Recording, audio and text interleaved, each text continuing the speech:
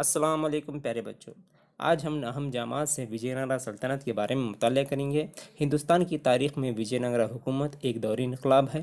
جنوبی ہندوستان کے شاہی خاندان دیوگیری کے یادوا، وارنگل کے کاکتیہ، مدھورئی کے پانڈیا اور دوارا سمودرا کے ہوئسڑا اور تنجاور کے چوڑاس علاء الدین خلجی کے زبردست حملوں کا شکار بنے۔ اس موقع پر ہندو مذہب اور ہندوستانی تہذیب کو بچانے کا کارنامہ وجے نگرا حکومت کی جانب سے ہوا۔ یہ سلطنت 3 صدیوں تک حکومت کی۔ ہکا اور بکا 1336 ء میں تنگا بھدرا ندی کے جنوبی کنارے پر اس سلطنت کی بنیاد ڈالی۔ آگے چل کر ہمپی وجے نگرا سلطنت کا پائے تخت بنا۔